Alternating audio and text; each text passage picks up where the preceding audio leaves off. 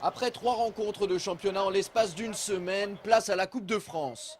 Pour leur deuxième tour dans la compétition, les Angevins accueillent samedi l'AS Excelsior, un club du sud de la Réunion qui évolue en division d'honneur.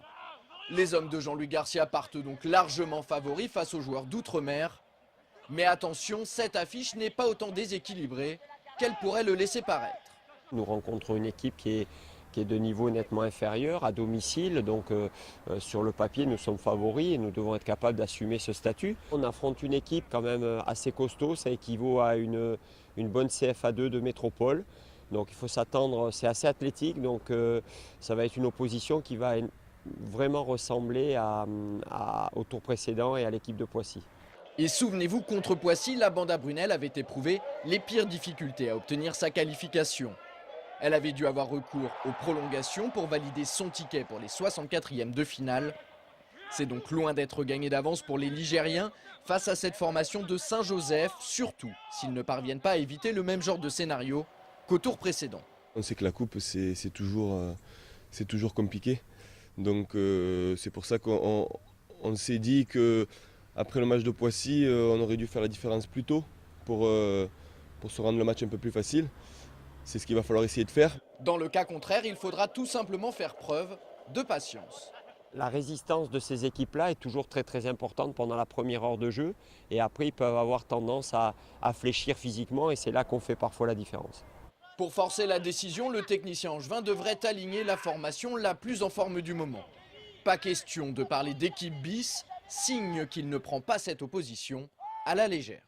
Non, je ne fais pas tourner, je vais faire jouer l'équipe la plus compétitive.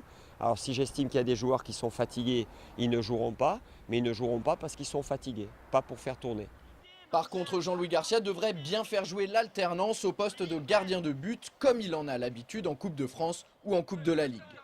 Désormais titulaire en championnat, Kevin Olympa débuterait alors sur le banc, au profit de Jean-Daniel Padovani, qui retrouverait les cages de l'équipe première 3 semaines après sa dernière apparition contre Poissy. Ça me fait plaisir de rejouer, comme je l'ai dit pour le tour d'avant, ça me fait plaisir de jouer, comme ça me fait plaisir de jouer en CFA2, même si c'est pas mon but, mon objectif. Donc voilà, tous les matchs qu'on me demande de jouer, je les fais du mieux possible et puis après on verra ce qui se passe. Passons maintenant à l'adversaire du SCO, l'AS Excelsior. Les joueurs réunionnais sont arrivés en métropole en début de semaine.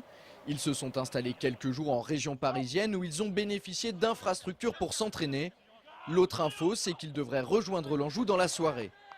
Mais pour en savoir un peu plus sur l'état d'esprit des Réunionnais à 48 heures d'affronter le SCO, nous avons joint Florent Marot, un journaliste qui travaille pour RFO Réunion et qui suit cette équipe depuis son atterrissage en France.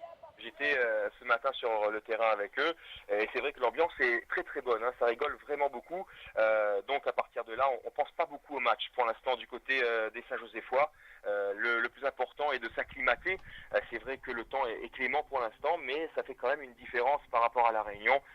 Donc ils sont là, ils s'entraînent et ils sont dans une très bonne dynamique pour l'instant et tout va bien du côté de l'Excelsior avec un objectif quand même, c'est de gagner ce match parce qu'il est là quand même l'objectif. Et pour répondre à la question, non, ils ne sont pas là pour faire du tourisme, ils sont bien là pour gagner ce match face à Angers. A noter que la rencontre entre le SCO et l'AS Excelsior sera rediffusée sur Angers 7 à partir du lundi 14 décembre à minuit.